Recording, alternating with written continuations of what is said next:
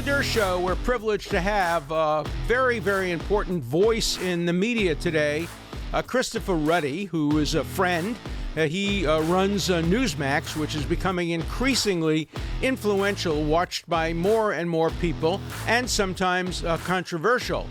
Chris has a remarkable history in media and a remarkable ability to cross party lines. Among his friends, he counts Bill Clinton and Donald Trump. There aren't too many people who can say that, and I know I've seen Chris in the presence of Donald Trump, who takes his advice very, very seriously. I wish he took his advice more seriously sometime. Chris has worked in every aspect of media, and today his voice is among the most important. He was ranked among the 100 most important conservative voices in America, and today I would put him certainly among the top handful of such voices. But he's a libertarian. His views don't always correspond with those of the Republican Party or with traditional conservatives. He's a libertarian, and he strongly supports freedom of speech. Now, his own freedom of speech is under attack now, and that's why he is a guest this morning on the Dershow. We'll talk about the McCarthyite congressional hearings that have taken place and the McCarthyite efforts to try to get NEWSMAX taken off the air. You'll hear all about that when I interview Chris Ruddy on the Dershow. Yesterday, I watched one of the most frightening congressional hearings that I've ever seen since the early days of the House Un-American Activities Committee under McCarthyism in the early 1950s when I was just a schoolboy. I watched Democratic members of Congress basically urging cable providers to censor NEWSMAX, to censor Fox, and to censor other conservative voices. They claim they were just asking questions. And how can the asking of questions violate the spirit or the letter of the First Amendment? But listen to the question that was asked. Are you planning to continue to carry Fox News, NEWSMAX, on DirecTV, on AT&T, beyond any contract renewal date? If so, why? Is that a question? That's not a question. That's a threat. That's the kind of letter that Joseph McCarthy, that's the kind of letter that members of the House Un-American Activities Committee sent out to Hollywood studios, to television networks in the 1950s. Just questions. Why do you have these communists on the air? Why do you have these leftists on the air? Are you going to continue to have them? If so, why? And then they created Hollywood blacklists, red channels, and that's what we saw yesterday in Congress. What was missing yesterday was Chris Ruddy. What was missing yesterday were people representing these television networks that are being censored. And so it's my pleasure now to have as my guest somebody who should have been at the congressional hearing yesterday but was not, my friend, the head of NEWSMAX and one of the great media people in the world today, Chris Ruddy. Welcome, Chris. Alan, thank you for having me on. I really appreciate that introduction. You know, you and I probably disagree on 7 out of 10 issues, but we do agree on the basic fabric of our society, which is the Constitution. And we believe in free speech and all sorts. I've never been happy with what CNN and MSNBC report, certainly not over the past several years. And I would never, in like my wildest imagination, think of myself saying that we should close down CNN or MSNBC, or that we should ask providers to close them down. I believe that much in a free society and that and a free press. And the fact that not only these congressmen, but, you know, CNN's operatives have been calling also the cable operators asking for us to be shut down, which is also curious because NEWSMAX TV is now the 4th largest cable channel. So they have a competitive interest in having us removed. They have a competitive interest in getting Fox out. So, you know, sometimes follow the money, too, on some of this. But it's out. It really is shocking to me. I wasn't there during the McCarthy era, but now I'm getting a feel for what it was like. So were you invited to appear in front of the congressional committee? Nobody invited me, no. And some of my people in Washington talked to the Congress. They were not interested in having even the Republicans. They wanted more of an intellectual discussion about the First Amendment issues. And as you know, they had Mr. Turley, a professor from Georgetown there. But they didn't have people representing you. I would have been happy to speak on behalf of either Newsmax or the First Amendment. They had several people speaking against the First Amendment, several so-called experts, including Soledad O'Brien, and others from the media, from the Columbia School of Journalism, who seemed to favor censorship. I think you put your finger on something. Today, one of the biggest problems is that the media, people in the media, are calling for media censorship. A group of hundreds of writers sent a petition around urging publishers not to publish any books that were written by people who were enablers of the Trump administration. Where is the ACLU? If this were the old days of McCarthyism, the ACLU would be right in front saying, hey, Congress, you can't do this. You can't hold hearings, the purpose of which is to intimidate and threaten and frighten AT&T into taking Newsmax off the air. But we're seeing so many people who normally you would expect to support freedom of speech to be on the other side. As you say, Chris, we don't agree on a lot of things. And I watch Newsmax a lot, but I flip the channels. I want to see what CNN is saying, and then I want to see what Newsmax is saying. I want to see what MSNBC is saying, then I want to see what Fox is saying. Today, there is no Walter Cronkite.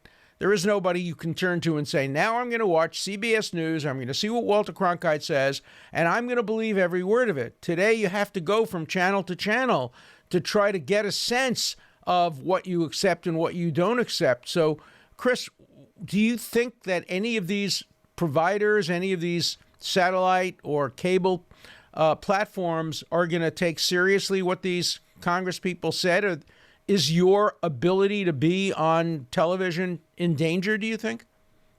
Sure. One of the reasons is that some of these operators have a conflict of interest. AT&T owns CNN. CNN has been out aggressively calling for us to be deplatformed. Brian Stelter, a guy named Oliver Darcy. I mean, they say they're media critics, but they spend their time calling cable operators saying that why are you putting Newsmax on? And then you have Comcast owns MSNBC. None of these guys like Newsmax because we're now getting approximately, studies show about 30 million people, according to Nielsen, too, watch Newsmax regularly, and we're getting about a third of the audience, interestingly enough, are Democrats. And they're all looking at these numbers every day, shocked that Newsmax is rising, and I think they're very concerned. I think that also we've seen in society, you've been an observer a longer time than I have, but it used to be, I think, the left and the right had principles. There was Bill Buckley on the right, there was Alan Dershowitz on the left, right? You were sort of old-fashioned in your ways, you disagree, but you'd have a set of core principles you'd actually both agree to. Now the left, and to a degree the right, I think are into power. It's a power grab. What we saw in Congress and the House was a decision that some of them have made that they're going to just destroy and put out of business their opponents. And I think that's a big turn, and that some people in the major media, I think it was really disturbing. Some people in the major media, some people in Congress agree with that effort, and that there was not pushback from the New York Times editorial page. The Wall Street Journal criticized it. The Washington Post. And nobody said, hey, wait a minute. You know, you might not like Newsmax, but you really can't say they should be out of business. Yeah, it's free speech for me, but not for thee. But you mentioned something that I was not aware of, and that is that there are conflicts of interest. You call it a conflict of interest. I call it an antitrust violation.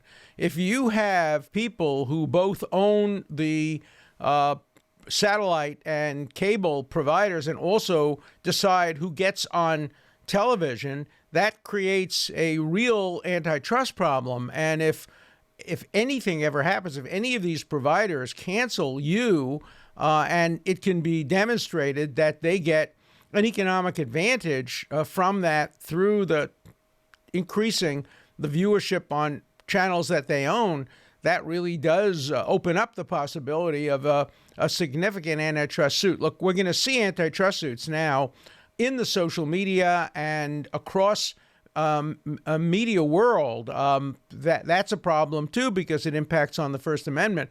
But you can't engage in monopoly practices to keep competitors off the air. So I'm sure you're gearing up for all these kinds of lawsuits that may result in the future from these congressional and other hearings. I know Republicans are also considering having hearings about Section 230, about antitrust laws. So we're going to see a lot more attention paid to these issues. Where do you think it's going, Chris?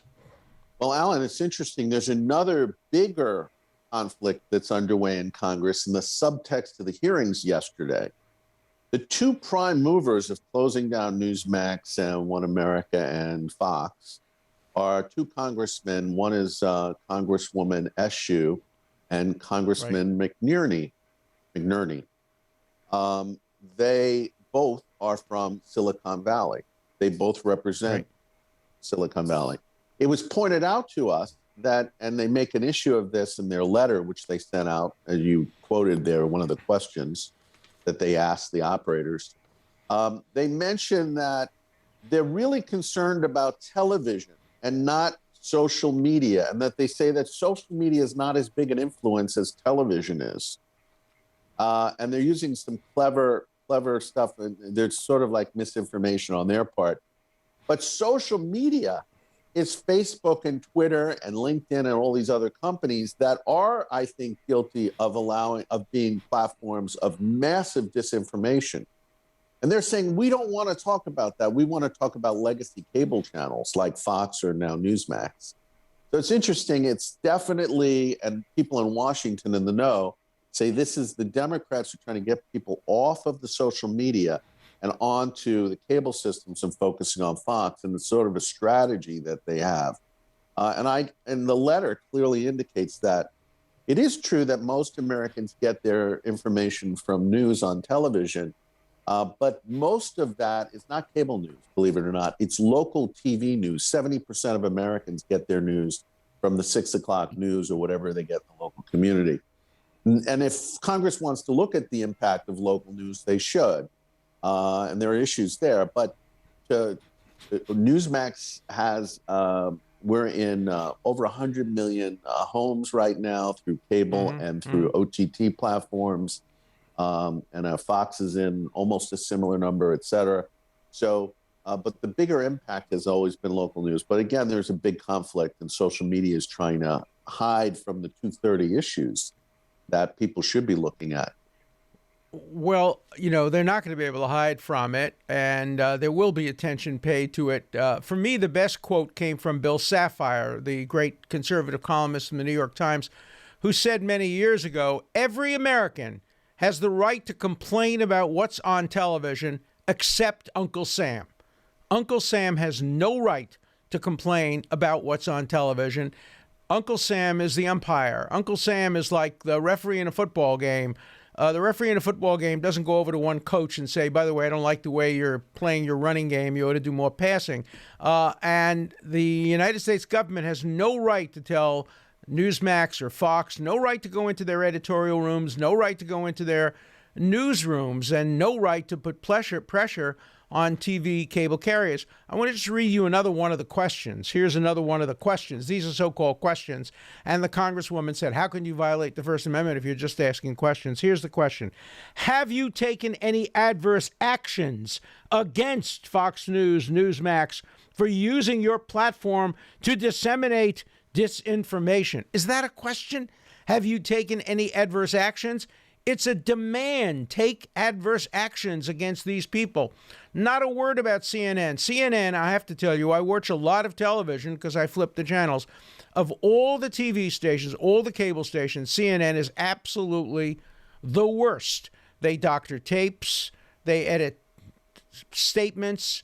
They turn people's statements around. They lie about what people say. I know. I was a victim of that. You recall, Chris, that when I made my statement in front of the Senate last year against the impeachment, I said that if a president engaged in unlawful or illegal or any kind of criminal or criminal type behavior, he could be impeached. They took those words out of my statement. They doctored the edit. They edited the tape and doctored it out. And then they had their paid commentators go on television and say, Dershowitz says a president can't be impeached even if he commits illegal, unlawful, criminal type actions. Exactly the opposite of what I said. And yet you don't hear any of the members of Congress calling CNN to task for that. They do it repeatedly. So it's very selective censorship. One of the things, Chris, that they also are talking about is restoring the fairness doctrine. You remember the fairness doctrine. It grew out of the McCarthy period again and the Cold War, and the Reagan administration abolished it.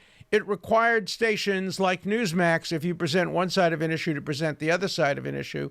Where do you stand on that? I know I have concerns about it because I don't think the government should be making decisions about what's fair. Where do you stand on that, Chris? You know, they had the fairness doctrine. A lot of people thought the media was not all that fair, and that it tended to skew, at least the Republicans and the conservatives felt it tended to skew against them. What the media oftentimes is fair. I'll give you an example. MSNBC and CNBC say they're fair and balanced. They have Republican commentators on. Did you know that 80%, 70 or 80%, there was a study done of the folks that the Republican commentators on CNN and MSNBC endorsed Joe Biden for president. So you could hardly say when the exit polls showed 90+% of Republicans voted for Donald Trump, that 70, 80%. What we want is a diverse press. You don't want the government sort of regulating what is fair, what is true, what is false. And I think Reagan, by abolishing that, said, look, the more press and media there is, the better there is. And that's why and I join with liberal friends on this, that want more competition in media. They don't like media conglomerates. Republicans have tended now in recent years to accept these giant media, telecommunication, internet conglomerates. I think they're bad. I think they should be broken up. So I would disagree with some of my Republican friends on that. And, getting back, you mentioned a whole bunch of things about the letter. The Democrats here, what they're really saying is when they say that the satellite companies and the cable companies should start policing the information providers, sort of like calling the phone company and say, there's a lot of misinformation shared by people on the phone. Can you start listening in and interrupting the calls? Do you go to the post office and say, there's a lot of crazy groups that send mail out. Can you start opening the mail and interrupting? You just the absurdity of it. And you don't go to the librarian and say, would you start going through all the books and tell me what's true or not? I keep going back to Jefferson's second inaugural. It's a very short inaugural, and it's online. People should read it because it sounds like today. And basically, and you're familiar with it, he excoriates, most of it's about the media and the press. He says, they have said the most malicious lies about me and my family. They've been nasty. They've been horrible. They're giving defamatory statements. He said, now we could regulate the press. He said, but there's dangers to that. And he said, the really key thing is two things: having a diverse press and an informed citizenry. Now I'm paraphrasing here. Educated citizenry that can make decisions.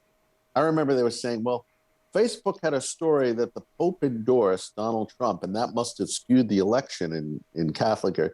I mean, ridiculous, right? Informed people are not going to believe the Pope is endorsing Joe Biden, of course, and they're probably not even voting. But you take it to the logical extension of what they're saying. And it's not only absurd, but it also becomes sort of dangerous because you're walking down a path to dictatorship, in my mind, and it plays into this power grab that's going on. How do we fight back? We fight back on the Dershow every day by railing against these efforts to censor. I write books. I have a new book coming out called The Case Against the New Censors, Big Tech, Progressives, and Universities. You have a lot of material on your channel against repression. What else can we do to fight back? How do we persuade the American public this is not good for our citizenry? It's not good for democracy. This is not the American way. Jefferson's was the American way, as you know, as you said. Jefferson was attacked repeatedly. People attacked him, ganged up on him. The Sedition Act was directed largely against him and other Jeffersonians, and he abolished it as soon as he got into office. How do we fight back in 2021? So I guess a really big discussion. We should convene a meeting of all the great minds, and starting with you, Alan, discuss it. But, you know, you are very fortunate that you have a microphone and a megaphone, not with one platform, but many, and you're famous and you have the ability to get your word out. A lot of people don't. Think about this group Parler that was cut off and they didn't have any place to go. Right. They've made it difficult. I was listening to a lecture on YouTube this morning, actually, and he's basically saying, I'm going to be careful here now talking about the election, or here careful about, because I like the ability I have to YouTube to reach the people, but I don't want to be cut off from YouTube. They have taken down on YouTube videos. We did an interview with President Trump recently, and he mentioned that the election was stolen. YouTube actually took that video down. We had no appeal. Wow. It's supposed to be an open forum, which gives them 230 privileges, right? So they can't be sued, but they are going in and selectively editing.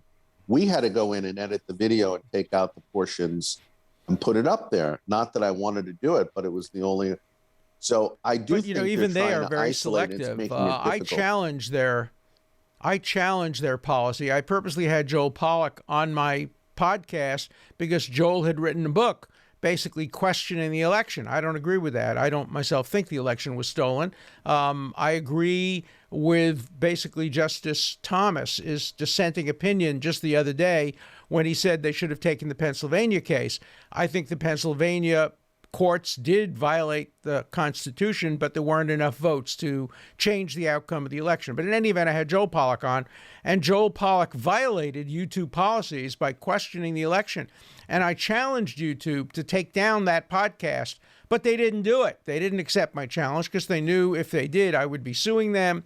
I would be challenging Section 230. So they go after some people, but not after others. And it's the selective censorship that is probably as troubling as the censorship at all. Chris, I know we're running out of your time. I'm always dying to ask you this personal question. I hope you don't mind.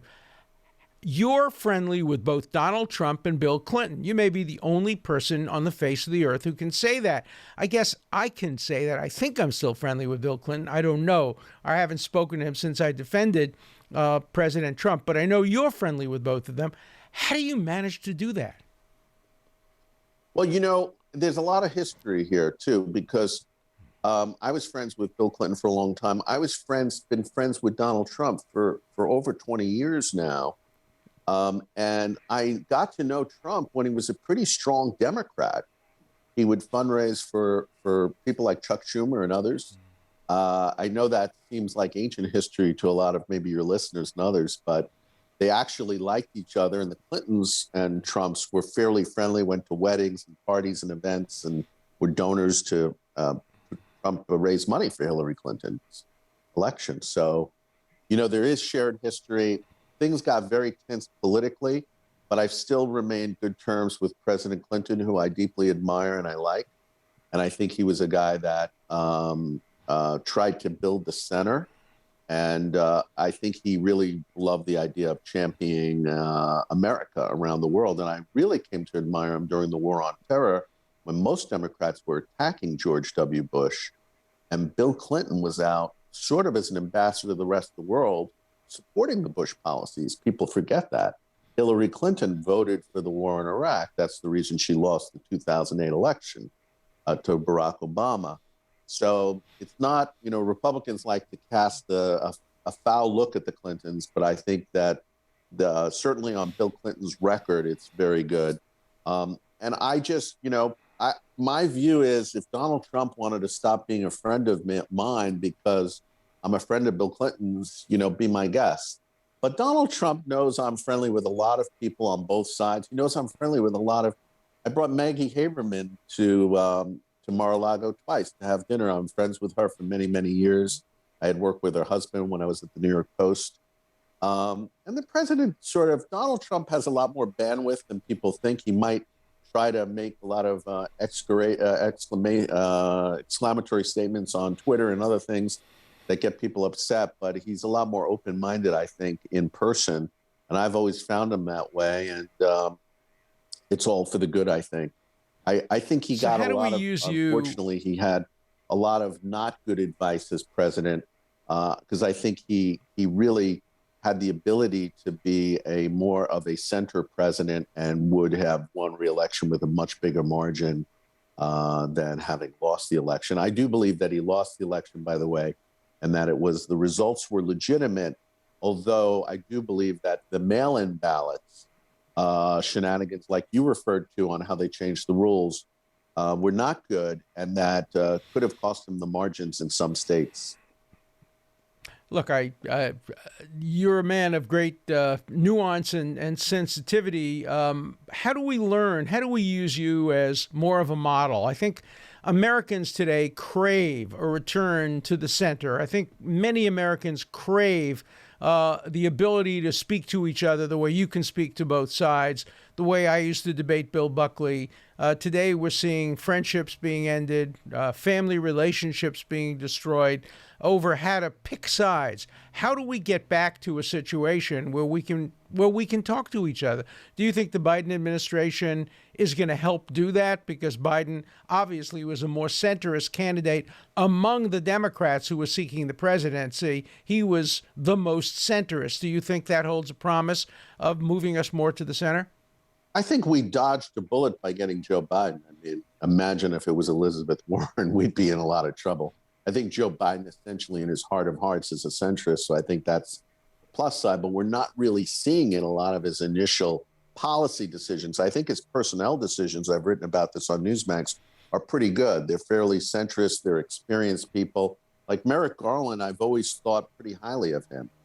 I think when you see those choices, that's good.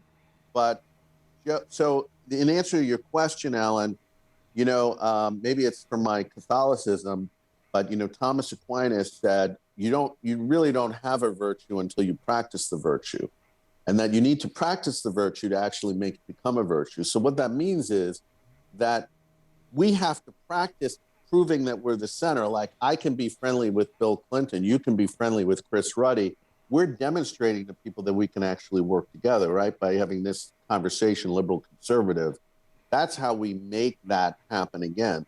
When Joe Biden comes in as president, he says, I really don't want to go after Trump and bring all these things, but he agrees to the impeachment, which doesn't even have a constitutional basis. What is he doing? He's saying, I don't want to practice this virtue that I'm talking about.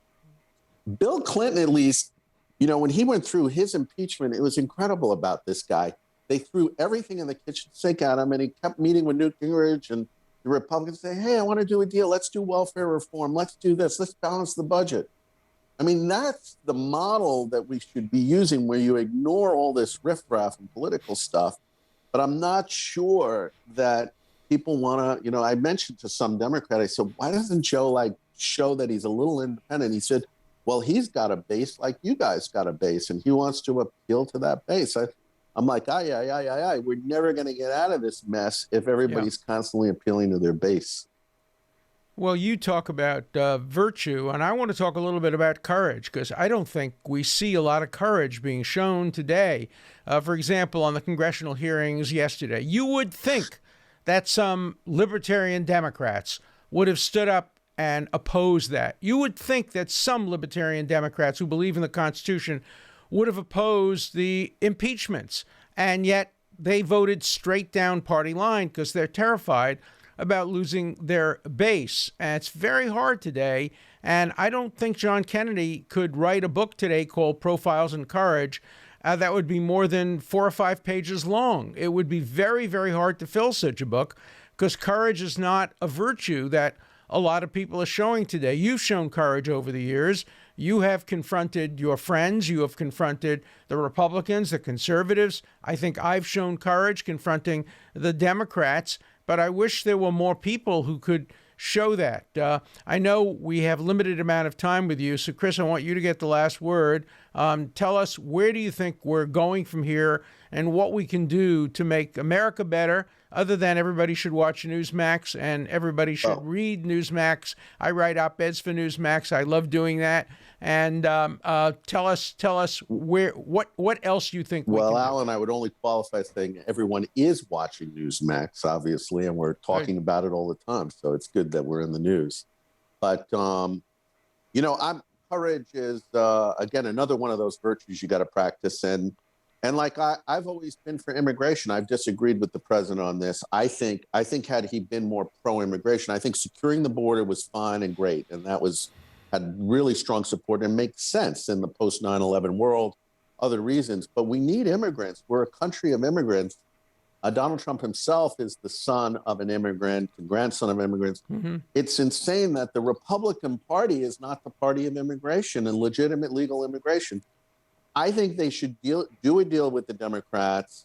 Maybe it's not an 8-year path to citizenship, but a 10-year, we get past two presidentials, restitution. The Democrats throw in protective barriers at the border and not allow everybody coming across like crazy. Mm-hmm. And I think we do a deal. Like, that's a sensible thing. And it's good for everybody and good for the country. And I think we need those type of decisions. The Democrats need to admit Donald Trump closed the air traffic to China under severe criticism. Even Fauci told him not to do it. He's a hero in my book. He did billions of dollars for the vaccine. People thought that it was a waste of money, would take years, and he's already been proven right on those two big decisions. You might not like Donald Trump, the style, but the decisions, I think, were pretty good. We need to start admitting truths, what we like, what we don't like, and what's honest and true to principle. And I think that's going to start bringing us down a path where we can work together and still disagree, but get things done that are good for the country. Look, I have always thought that Donald Trump's biggest mistake was not bringing you into the White House and making you either his chief of staff or one of his high-level political advisors. Your advice to him has always been sound. It was to move a little bit more to the center. If he had listened to you, I think we'd have a different picture of Donald Trump. But he did listen to you sometimes, but I don't think he listened to you enough. Well, you made that crazy suggestion once at a dinner we were at, and I said to the president when he smiled, I said, as you know, the president can't afford my rates. And that was a joke. You would have done it pro bono for the United States. I know that. And it would have been great if you had been his advisor. Just one more point about what you said, how Republicans should support immigration. People tend to forget that the two worst presidents when it came to immigration involving my people were two Democrats, and that is, number one, Franklin Delano Roosevelt. He closed the door. He could have saved millions and millions of lives of Jews. Remember, people forget that Hitler's first goal was to get rid of the Jews of Europe. If somebody else would take them in, he wouldn't have put them in gas chambers and in death camps. And the United States absolutely shut its doors under Franklin Delano Roosevelt. And then Woodrow Wilson was the one who introduced racial quotas to America, keeping out Irish Americans, keeping out Jewish Americans, keeping out Italian Americans, keeping out Greek Americans, imposing all these quotas. So the Democrats have a lot to apologize about in terms of immigration. And I would think both parties ought to get together because we are a nation of immigrants. All of us are the grandchildren, great-grandchildren, great-great-grandchildren of immigrants. We are what America has been great, is that we have so many people from so many different backgrounds and cultures. So you and I agree with that as well. And I just want to thank you, Chris, for taking time. And how busy you are. You're running a company that is doing amazingly well. And I'm so proud to be affiliated with you as one of your legal analysts. And I really appreciate your coming on my show. As you know, hope we can together fight against the forces of censorship. As you know, I'm a great admirer of yours, Alan, but also I believe that you are truly what Jack Kennedy wrote about when he talked about a profile in courage, and you've proven that time and time again. And I've always been amazed how much you've been willing to risk your public status, your career, by taking on issues that are not popular, including the defending the president during that wild impeachment thing. So, I mean, my hat is off to you, and I'm trying to follow in your footsteps. on trying to speak out on things where I know that it might hurt my base or friends or supporters. I might add that NEWSMAX is now not only on all the major cable systems in the United States, but we're also free on an app on most Pluto and Zumo, but you can download the NEWSMAX TV app on your smartphone, and more than 5 million people have done so since Election Day. And that's one way of bypassing the big media and getting a viewpoint that you might not be hearing elsewhere. Well, good. Look, everybody ought to be watching NEWSMAX, listening to NEWSMAX, reading NEWSMAX. Chris, thank you so much for honoring me and honoring the show by your presence, and keep doing great things. Be well. Well, thank you, Alan. I appreciate it. I'll be back on soon.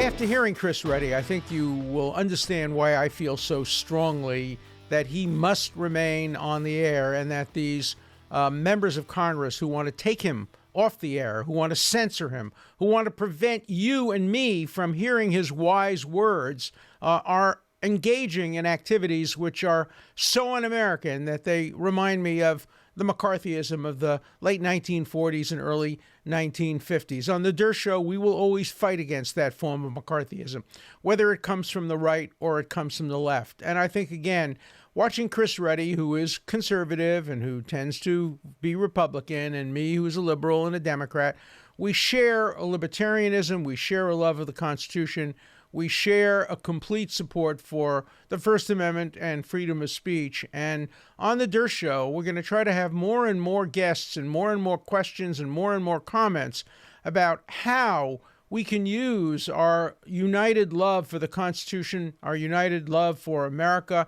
and for good things that all Americans stand for, to bring us together rather than separate us. I think that one of the goals of the Dershow is to promote the widest diversity of free speech, the widest diversity of political opinion, and also in an effort to try to show commonality, to show where we stand together. Sure, we will disagree. We will disagree about a woman's right to choose abortion. We will disagree about gay marriage. We will disagree about gun control. We might disagree about the climate. We might disagree about the election. We might disagree about mail-in ballots. There's room for reasonable disagreement, but we can disagree without being disagreeable. In my conversations with Ruddy, like my old conversations with Bill Buckley, I think show the way toward having reasonable disagreements. And believe it or not, I change my mind sometimes. I have been persuaded by people like Bill Buckley and Chris Ruddy to sometimes change my more liberal views and move closer to conservative views. And I hope I help some people change their views and move closer to the center. But you'll always hear all sides of every issue of importance on the Dershow. Tomorrow we'll take more of your questions. Today, obviously, we wanted to give the time to Chris Ruddy.